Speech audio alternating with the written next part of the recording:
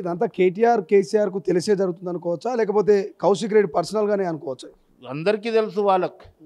ఇవాళ అక్కడ ఒక బీసీ చైర్మన్ రావడం జరిగింది. పారదర్శకంగా ఇంత అవినీతి లేకుండా ఈ రకరకాలుగా ఇచ్చేసి ఆయన మీద బురద చల్లడం. ఇవాళ లక్షల కోట్ల రూపాయలు ఎక్కడ రుజువు చేస్తావు? ఎక్కడ మారినాయి లక్షల కోట్ల రూపాయలు? ఇవాళ సింగరేణిలా ఆ రోజు కవిత అడ్వైజర్గా ఉన్నప్పుడు తెలంగాణ బొగ్గు గని కార్మిక సంఘానికి ఒక్కొక్క ఇంట్లోకించి 3-4 సెలెక్ట్ చేశారు. అట్లా కాదు కదా ఇది. చదువుకున్నారు 10-12 గంటలు చదువుకొని కష్టపడి. ఇప్పుడు 10వ తరగతిలో 600 మార్కులకు 567 వస్తే ఆ స్టూడెంట్ చదువుకుంటాడా లేదా అనేది ఒకటి ఇది చేయాలి. అక్కడ అప్పుడు గిట్ట రాములు నాయక్ పైసలు ఇచ్చిండా? అప్పుడు నా కోడలు కాదు కదా, ఆమె ఎవరో తెలియదు, ఎవరి బిడ్డనో తెలియదు. సో మీ సొంతం కోడలా?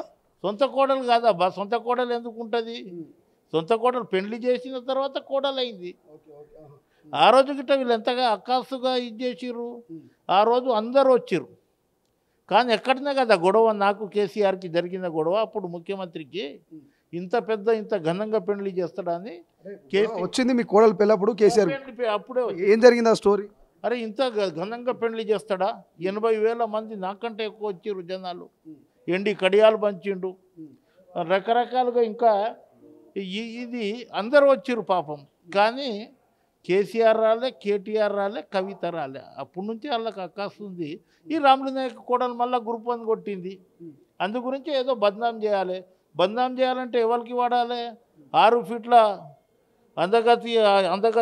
అందగతుడు ఉన్నాడు, క్రికెట్ ఆడతాడు, బౌన్సర్ వచ్చినా కొడతాడు, డిఫెన్స్ వచ్చినా ఆడతాడు, తర్వాత వికెట్ పడగొట్టుకుంటాడు అనేది ఈడు బక్రాగాడు దొరికిండానికి. ఆ బక్రాకు వీళ్ళు బక్రా చేస్తే వీడు ఏదో రెచ్చిపోయి నేను కౌశిక్ రెడ్డిని, నేను ఇది చేస్తా.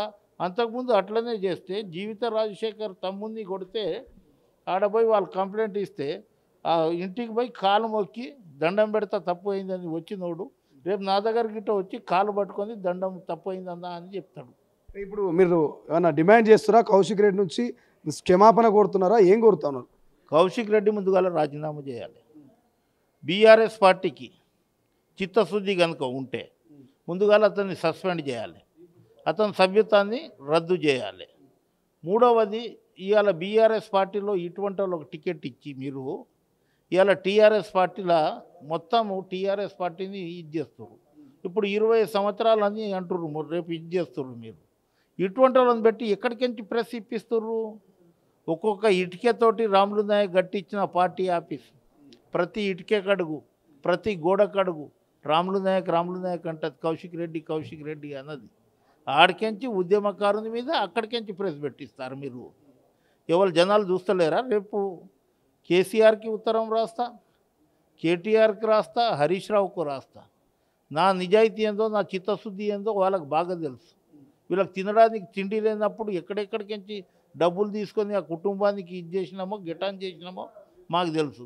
ఇవాళ డబ్బులు వచ్చినాయని విర్ర వీక్కుంటా ఏదొస్తే అది నోటుకు వస్తే ఇడిచేది లేదు. మేము తప్పకుండా మేము కొట్లాడతాం. క్షమాపణ చెప్తే తదుపరి కార్యాచరణ ఏముంటుంది? రాములు నాయక్ ఏమైనా లీగల్గా పోతారా? ఏం చేస్తారు? తప్పకుండా లీగల్గా పోతాను నేను. రేపే అక్కడ పబ్లిక్ సర్వీస్ కమిషన్ చైర్మన్కి గిట్ట ఇస్తా, ఇతని మీద లీగల్గా యాక్షన్ తీసుకోమని. రేపు SC/ST కమిషన్ దగ్గర వెళ్తున్నా, తర్వాత అక్కడ జాతీయ కమిషన్ దగ్గర పోతా.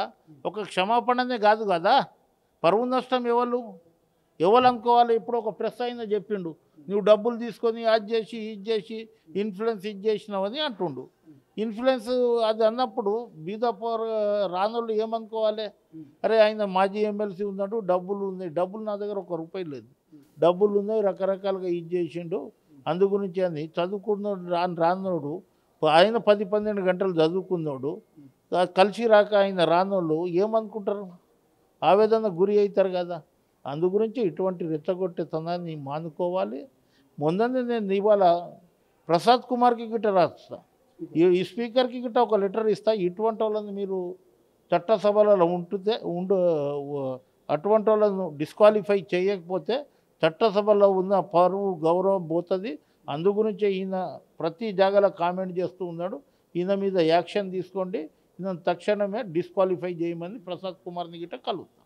Thank you so much. ఇది మొత్తం మీద రాములు నాయక్ సంబంధించి ఆయన కోడలకు సంబంధించి బీఆర్ఎస్ పార్టీ నేత కౌశిక్ రెడ్డి ప్రెస్ మీట్ పెట్టిండు. కొంత వివాదాస్పదంగా మారింది. చాలా వరకు దాని మీద డిస్కషన్ నడుస్తుంది. నిజంగానే గ్రూప్ 1 ఫలితాలలో అవకతవకలు జరిగినాయా, జరిగితే మరి నిజంగా రాముల్ నాయక్ కోడలకు మన డబ్బులు ఇచ్చి మరి గ్రూప్ 1 ఫలితాల్లో ఈ రకంగా ఫస్ట్ ర్యాంక్ వచ్చిందన్నటువంటి చర్చ జరుగుతోంది. ఆయన క్లారిటీ ఇచ్చిండు.